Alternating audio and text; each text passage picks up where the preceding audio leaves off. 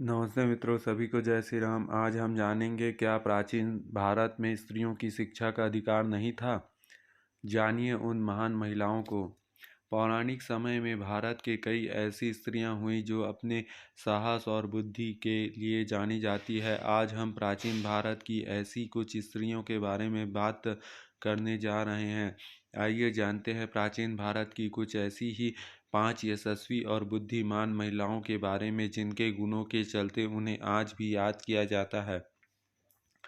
कई वर्ष तक स्त्री शिक्षा को यह कहकर नकारा गया कि प्राचीन भारत में भी स्त्रियों की शिक्षा का अधिकार नहीं था, लेकिन यह बिल्कुल असत्य है। प्राचीन धर्म ग्रंथों को उठाकर देख लीजिए तो पता चलेगा कि पौराणिक काल में ऐसी कई ज्ञानवान स्त्रियां हुई हैं जिनके आगे बड़े बड़े विद्वानों ने घुटने टेक दिए थे।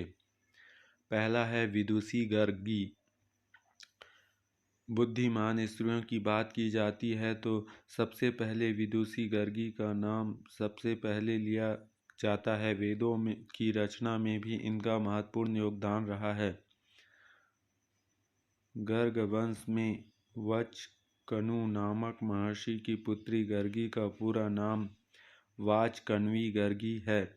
जिस प्रकार महाभारत के युद्ध के दौरान भगवान कृष्ण और अर्जुन के संवाद में गीता की उत्पत्ति हुई, ठीक इसी तरह राजा जनक के दरबार में शास्त्रार्थ में ऋषि यज्ञवल्क्य और गर्गी के बीच हुए प्रश्न उत्तर में बृहदारण्यक उपनिषद का निर्माण हुआ।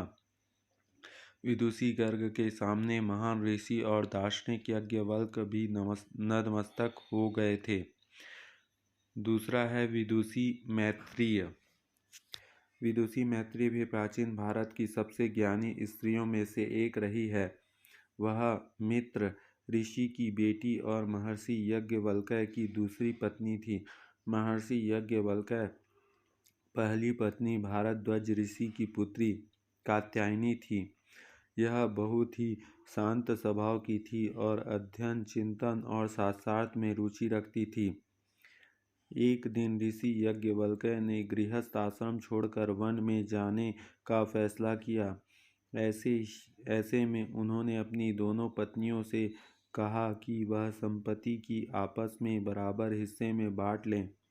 कात्यायनी ने पति का प्रस्ताव स्वीकार कर लिया, लेकिन मैत्रेय को पता था कि धन संपदा से आत्मज्ञान की प्राप्ति नहीं हो सकती, इसलिए उन्होंने भी पति के साथ वन में जाने को कहा ताकि उन्हें भी ज्ञान और अमरत्व की प्राप्ति हो सके। माता सीता रामायण का मुख्य पात्र और श्री राम की धर्म पत्नी सीता पतिव्रता नारी थी तो थी ही, साथ ही बहुत ही विद्वान भी थी। माता सीता जी को विदुषी गर्गी से वेद पुराण का ज्ञान मिला था। आप उनकी वीरता का अंदाजा इसी बात से लगा सकते हैं कि उन्होंने बचपन में ही शिव धनुष उठा लिया था। इसी घटना को देखकर राजा जनक ने फैसला लिया कि जो भी शिव धनुष पर प्रत्यंचा चढ़ा देगा, सीता का विवाह उसी से होगा। राजा जनक इस शर्त को केवल राम जी ही पूरा कर सके और उनका विवाह सीता जी से हुआ। द्रौपदी महाभारत के मुख्य किरदार में से एक द्रौपदी पंचाल देश के राजा द्रुपद की पुत्री थी। वह पंच कन्याओं में से एक थी जिन्होंने चीर कुमारी कहा जाता था।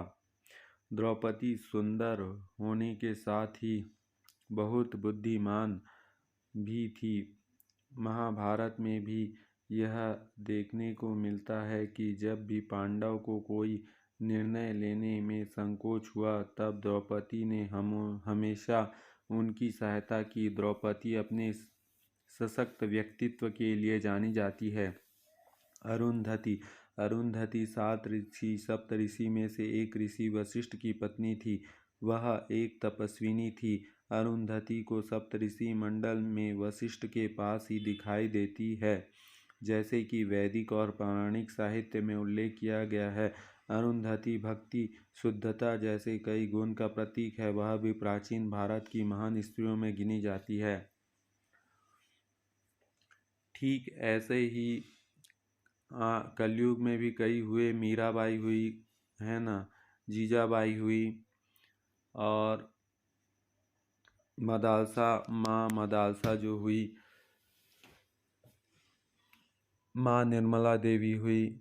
कई ऐसे विद्वान देवी हुए जिन्होंने धर्म का प्रचार किया एवं ज्ञान भक्ति अपने बच्चों को दिए और भी लोगों को ज्ञान भक्ति देकर कृतार्थ किए। मदालसा तो ब्रह्मज्ञानी थी और बहुत उन्होंने ज्ञान बांटा है बहुत लोगों तक। और मीरा का तो आप जानते ही हैं, वो ऐसी पद गाती थी, भले वो पढ़ी लिखी नहीं थी लेकिन वो जब पद गाती तो उस पद पर आज लोग पीएचडी कर रहे हैं। सोचिए, मतलब उन्होंने जो पद गाया था उस पर आज पीएचडी हो रहा है। तो यही बात है कि जो ज्ञान भक्ति है वो बहुत ऊंची चीज़ होती है। जो ज्ञान भक्ति के मार्ग में चलते हैं वही समझ पाते हैं कि ज्ञान भक्ति क्या चीज़ होती है। जय श्री राम।